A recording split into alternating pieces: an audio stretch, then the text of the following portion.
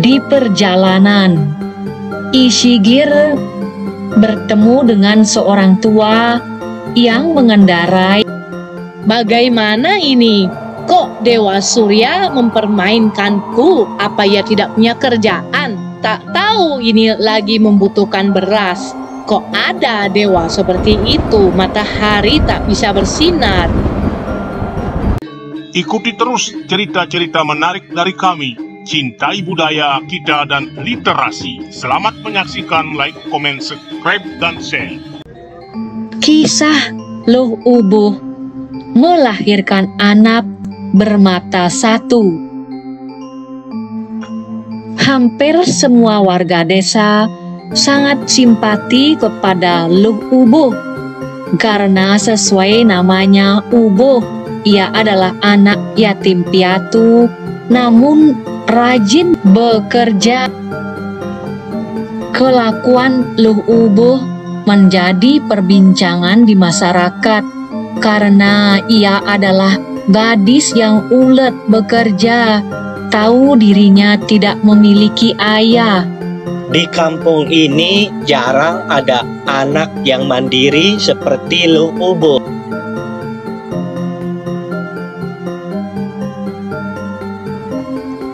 Pada suatu hari, Luh Ubuh ingin menjemur padi agar ia segera memiliki beras.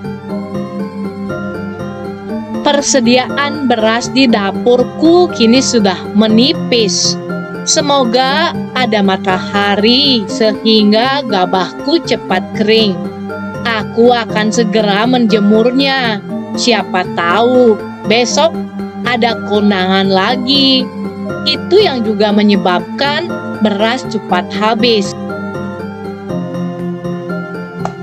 Luh Ubuh pun mulai menjemur gabahnya sambil melihat-lihat ke atas bagaimana cuaca hari ini. Karena ia khawatir kalau tidak ada matahari, tentu proses penjemuran ini membutuhkan waktu yang lebih dari sekali.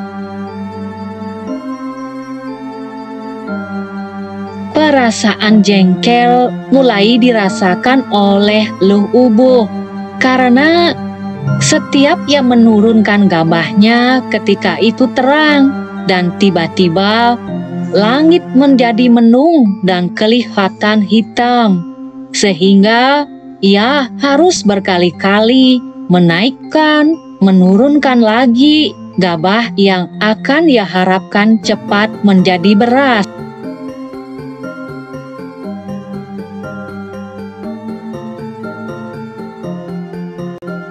Bagaimana ini? Kok Dewa Surya mempermainkanku? Apa ia tidak punya kerjaan? Tak tahu ini lagi membutuhkan beras. Kok ada dewa seperti itu? Matahari tak bisa bersinar.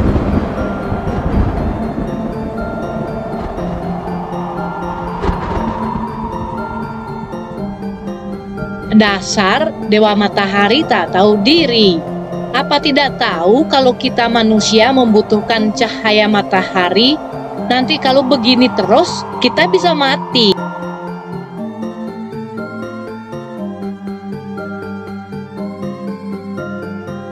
Rupanya kesabaran Luh Ubuh sudah mulai berkurang karena terus saja seperti itu.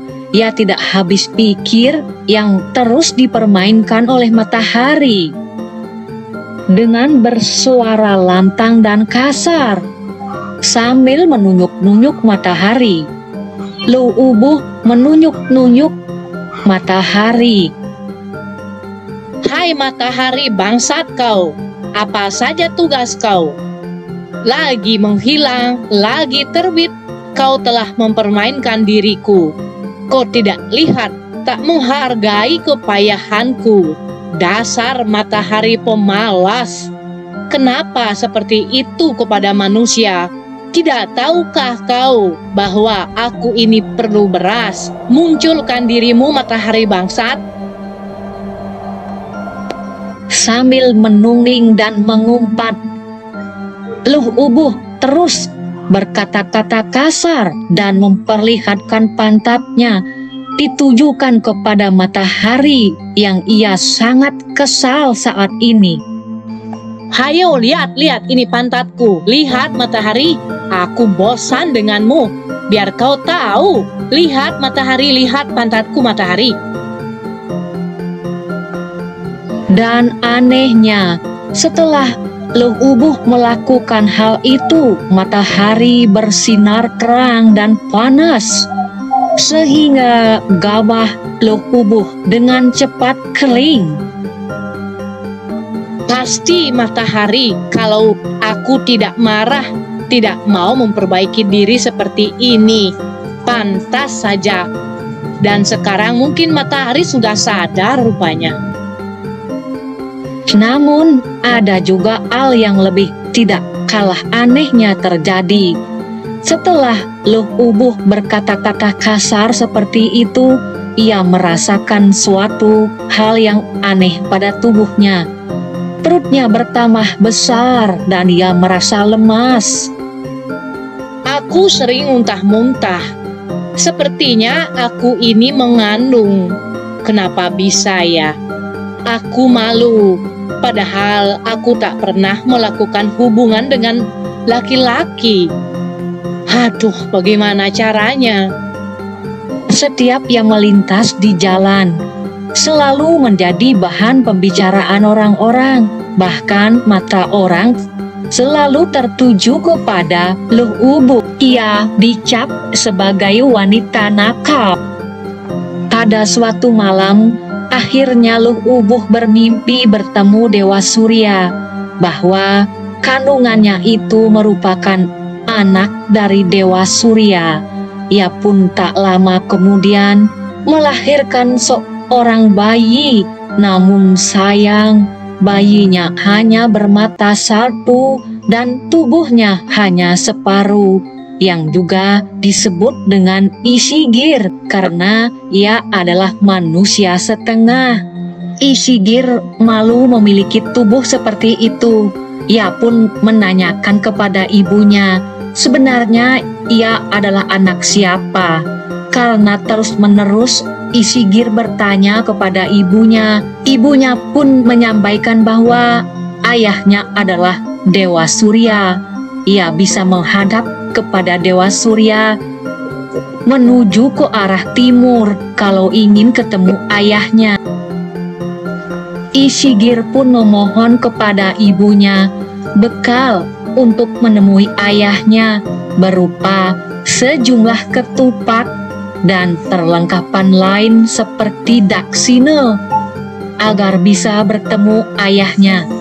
Di perjalanan, Isigir bertemu dengan seorang tua yang mengendarai lembu.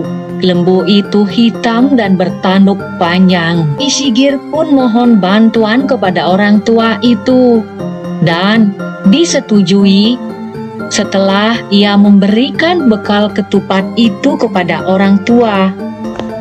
Ayo nak, akan kubantu dirimu nak, tapi berikanlah ketupat itu kepada diriku, karena aku sudah lapar. Pasti kau akan segera menemui ayahmu nak. Orang tua itulah yang mengantarkan Isigir bisa menemui ayahnya, yaitu Dewa Matahari. Ayah, tolonglah diriku ayah. Kenapa wajahku seperti ini ayah? Tolong ayah. Tenanglah Sigir, tenanglah. Kamu akan bisa mendapatkan wajah yang normal. Ini semua adalah kutukan terhadap ibumu karena ia memperlihatkan pantatnya kepadaku dan berkata-kata kasar. Ingat, sebelum kau pulang dari sini, mandilah kau di 11 pancoran yang telah ada di sekitar ini. Di sanalah kamu bisa mendapatkan wajahmu kembali. Silahkan Sigir. Ayah sangat menyayangimu. Kemudian temuilah ibumu. Bila ia tidak percaya dengan wajahmu nanti, ceritakanlah apa yang telah kau lakukan di sini, Sigir. Kini Isigir sudah menjadi laki-laki yang tampan, bahkan lebih daripada laki-laki lainnya. Kutukan yang diberikan Dewa Surya kepada ibunya sudah dicabut. Ia telah menjalani hidup dengan normal sekarang ini. Kini Isigir telah merasakan kebahagiaan pada dirinya dan tidak malu lagi bila bertemu dengan orang-orang. Bu, aku Sigir, Bu. Anakmu, Bu. Aku telah berubah, Bu. Loh Ubuh, ibunya Sigir, kebingungan melihat kedatangan anaknya. Oh, ya Nap, berikan ibu berpikir dulu Nap, apakah benar ini Sigir anakku? Iya, Bu. Iya, Bu. Ini Sigir, Bu, anaknya Ibu. Terima kasih, Bu. Ibu telah membesarkanku, Bu.